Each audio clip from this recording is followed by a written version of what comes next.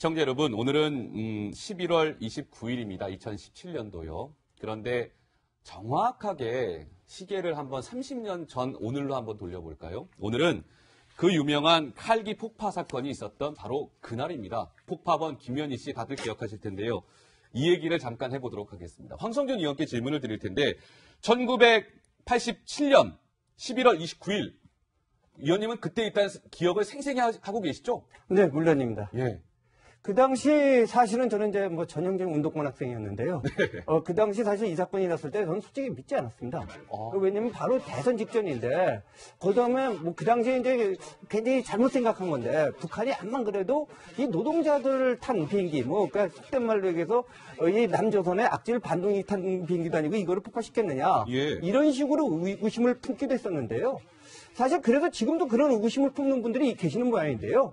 바로 이제 김대중 정권이 들어서고 특히 이제 노무현 정권 들어섰을 때 그 당시 국정원장 고영구 원장조차도 그런 의심을 해갖고 특별 조사를 했는데 결국은 뭐 다 사실인 걸로 드러났고 그다음에 미국에서도 이게 테러 지원국으로 만들 때 미국 정부뿐만이 아니라 그래서 의회에서 이거를 갖다가 이제 청문회 했거든요. 그 당시에 보면 한국말을 거의 완벽하게 하는 사람들이 와서 진짜 저렇게 철저하게 조사할 수 있을까 정도로 조사를 했음에도 불구하고 결국은 이제 북한의 공작원에 의한 소행으로 확인됐습니다. 네, 김현희가 압송된 바로 다음 날은 대선이 있었던 날입니다. 13대 대통령 선거일이었고요. 이제 노태우 대통령이 당시 당선이 되게 되는데 원래 공범이 있었죠. 김현희와 함께 공범 김승일이 있었는데 음독 자살을 했는데 김승일은 사망을 했고 김현희는 살아날 수 있었던 거죠. 당시의 상황을 김현희 씨 목소리를 통해서 저희가 직접 좀 들어볼 필요가 있을 것 같아서 준비했습니다. 들어보시죠.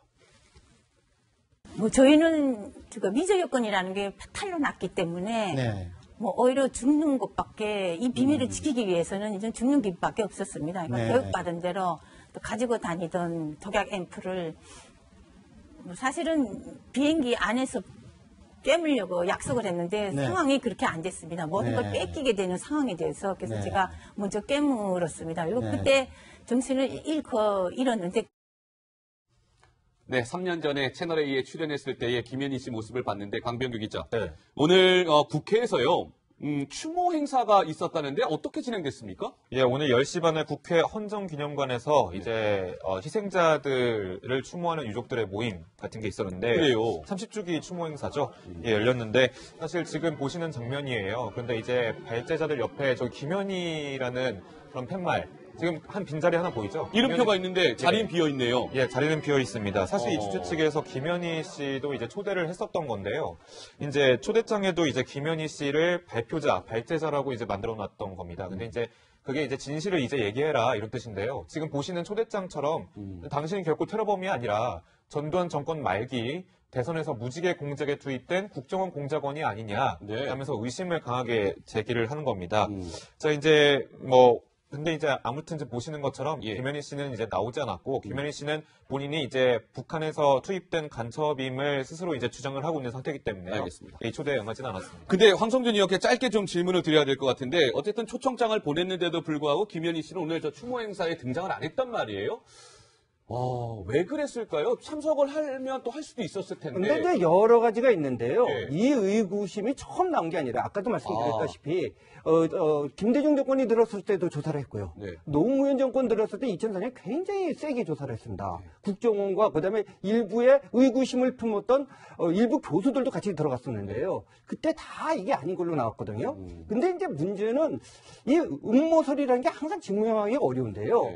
지금 김현희 씨 입장에서 그때 하고 또 했는데 계속 일만 되면 또 불러내갖고 지금 조사를 되풀이한 거에 응하고 싶은 생각이 없었을 거고 그다음에 아마 김현희 씨는 또 이런 생각을 했을 거예요. 저 주최층이 보낸 초청장을 보면은 좀 또 어느 정도 단정을 하고 들어가지 않습니까?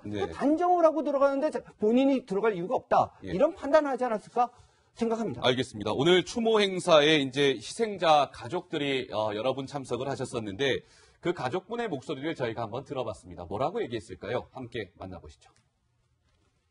영문도 모른 채 따라간 나는 이미 아수라장으로 변한 사무실에서 총점병력 같은 소식을 들었습니다.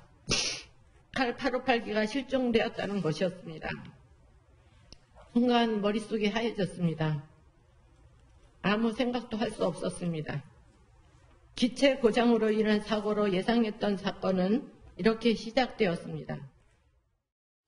김현희 씨는 원래는 이제 사형 선고를 받았다가 며칠 뒤에 이제 대통령 특별 사면으로 석방이 되게 되죠. 그런데 노은지 기자, 여기서 참 특이한 히스토리가 하나 있는데 이 김현희 씨 남편과 관련된 이야기잖아요. 네. 예. 남편 정모 씨가 사실은 김현희 씨를 이제 경호를 했던 당시 이름으로 하자면 지금 국정원이고요. 당시에 안기부 직원이었는데요.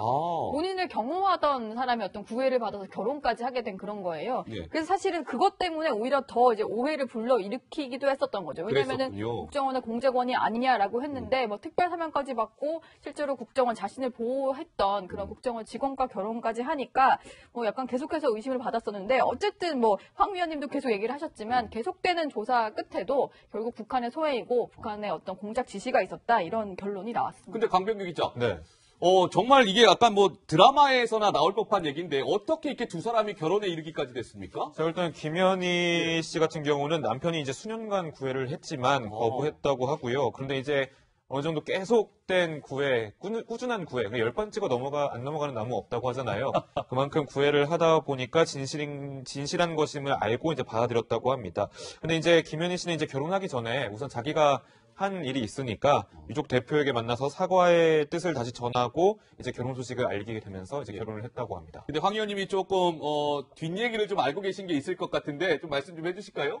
예. 사실 이제 저 결혼 얘기가 나왔을 때요. 사실 이제 일반 사람 결혼이 아니잖아요. 그러니까요. 사실 뭐 사랑의 국경도 없고 다 그런 얘기가 있습니다만은 현실은 사실 그렇지 않은 경우가 많기 때문에 당시에 이제 안기부, 그러니까 지금 국정원 간부들이 또 고민했답니다. 근데 일부는 그 남편 대신분한테 가서 이런 결혼 꼭 해야 되느냐 말리기도 했었는데 결국은 이제 동의하게 된 이유가 뭐냐면 아까도 말했지만 원칙적으로는 사랑의 국경이 없다는 원칙이 있고요. 두 번째는 어차피 또 김현희 씨가 한국 사회에 적응하고 살려면은 일반 사람들하고 나와서 힘들 텐데 오히려 본인을 이해하고 수년간 만난 거 아닙니까? 그다음에 경호를 하고 그다음에 또 그럴 경우에 또 같이 안전이라든지 보안이 경호를 하는데 편리하지 않습니까? 요런 걸 해서 이제 뭐 결혼을 승낙받고 하는 건 아니지만 승낙했다 이런 이야기가 있습니다. 네, 시청자 여러분 혹시 김현희 씨와 관련해서 이 사실 알고 계셨습니까? 강병규 기자. 네. 이 김현희 씨와 얼마 전에 귀순한 태영호 전 영국 주재 북한 공사와 특별한 인연이 있다면서요? 이제 뭐 대학 동문이라는 그런 얘기가 나오고 대학 있는데요. 동문이었습니까? 예, 좀 따져보니까 네. 태영호 전 공사 같은 경우는 평양 외국어 학원을 좀 나왔다라고 알고 있고요. 김현희 씨 같은 경우 평양 외국어 대학이라는 학교를 나왔습니다. 근데 이제 그 대학과 학원장이 동일 인물이에요. 대학장과. 그러니까 사실상 같은 학교인 셈인데요.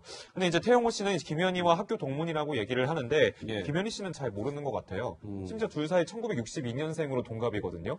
근데 김현희 씨는 이제 후배일 것 같다라는 한마디만 좀 남겼는데요. 태영호 씨는 이제 북한에 아무래도 김현희 씨가 이제 사건이 있었던 이후에도 북한에 더 있었잖아요. 이제 칼기 폭파 사건 이후에 김현희 씨 가족은 다 수용소에 갔다는 얘기를 들었다 하면서 이제 뒷얘기를 전해와서요. 좀 아무튼 국제적인 인연이 아니더라도 방금 그런 증언 때문에 더 화제가 됐었던 것 같습니다. 재밌는 사실이네요. 태영호 전 공사와 대학 동문이었다. 네. 그런데 이 칼기 폭파 사건이 있은 지 4년 뒤에 귀순을 한 사람이 있었죠. 고영환 국가안보전략연구원 부원장인데요. 그러니까 이 김현희 씨의 부친과 고영환 부원장이 만났던 사연을 고영환 원장이 직접 해준 게 있습니다. 정치 데스크 팀이 좀 취재를 해봤는데요. 그 목소리 듣고 오시겠습니다. 김현희 씨 아버지가 김원모 씨인데 네. 거기 수산대표부 부대표로 있었던 거예요. 거의 한 17시간을 같이 배에서 지내면서 그때 무슨 이야기를 했는가 하면 저희 딸도 공작원이 하나 있습니다. 남조선 혁명을 위해서 하는 공작원이 있다는 소리를 들었는데 노은지 기자가 김현희 씨 아버지도 당시에 본인의 딸인 김현희가 뭘 하고 있었는지 다 알고 있었던 것 같네요. 네. 얘기 들어보니까. 근데 왜냐면은 고영환 부원장도 그때 그 일을 했다고 해요. 88 올림픽 전에 그걸 약간 저지하기 위한 TF팀이 이제 북한 이제 외무부 안에 꾸려졌는데 그 팀이었다고 하거든요. 그래서 본인 그 고영환 부원장 당신이 하고 있는 일도 우리 딸이 똑같이 하는 일이다 이런 얘기를 했다고 하는데 네. 사실은 이제 그 당시에는 김현이라는 이름을 얘기한 게 아니고 그냥 우리 딸은 이라고 얘기를 했기 때문에 아 저분의 따님이 그냥 비슷한 공장 일을 하는구나 이 정도로만 생각을 했었다고 합니다. 그렇군요. 그러니까 김현희 씨 부친의 이름은 참 김원모 씨죠. 네. 김원모. 그의 이제 딸이 김현희인 건데 고영환 부원장이 또 이 얘기를 합니다. 그 김현희의 부친 김원모를 앙골라에 있었는데 북한으로 소환시킨 게 바로 고영환인 나다. 이렇게 얘기하는 부분이 있었는데요. 그 목소리도 잠시 한번 들어보시겠습니다. 제가 김현희 아버지를 소환을 했습니다. 그래서 정치범 수용소에 집어넣습니까? 뭐 제가 집어넣은 건 아니지만 어쨌든 그 체제상 그렇게 할 수밖에 없었던 거죠. 그러면 그 얘기 하셨습니까? 제가 다 이야기했죠. 근데 했죠? 뭐 김현희 씨가 그거를 그게 오빠가 잘못한 겁니까? 국가 자체가 그렇게 하는 거고 저도 국가가 시켜서 결국은 이렇게 잡혀 들어온 건데 그걸 어떻게 하겠습니까? 오빠가 아니었으면 다른 사람도 그 일을 했을 거 아닙니까? 그러니까 뭐 저는 그것을 다르게 생각을 하지 않습니다. 고영환 부원장 얘기를 들어봤는데 그런데 이제 어제 김현희 씨가 위원님 보니까 뭐 한 언론과 인터뷰를 가졌더라고요. 김현희 씨가. 거기에서 김현희 씨가 좀 하고 싶었던 얘기는 어떤 거였을까요? 예. 그러니까 이제 테러 지원국 그 재지정 문제를 잘했다라고 얘기했는데요. 사실 이제 미국이 북한을 테러 지원국으로 지정했던 것 자체가 저 바로 김현 씨의 칼기 사건 때문입니다. 네. 그때 바로 그렇기 때문에 미국에서도 의회에서도 아주 면밀히 조사를 했던 거고요. 근데 2008년에 이제 북핵 문제 협상 과정에서 뭐 그게 좀 풀리는 것 같으니까 테러 지원국을 해제를 시켰었거든요. 예. 그게 이제 굉장히 유감스럽게 생각했다. 그런데 이번에 이제 다시 테러 지원국으로 다시 미국이 재지정을 했지 않습니까? 예. 바로 이제 지난번에 있었던 그 김정남 독살 사건 때문에. 그러니까요. 그러니까 그걸로 잘했다. 뭐 이런 말씀을 하신 걸로 알고 있습니다. 알겠습니다. 오늘 칼기 폭파 사건 이제 딱 30년이 되는 날인데요. 김현희 씨 관련된 얘기까지 저희가 해봤습니다.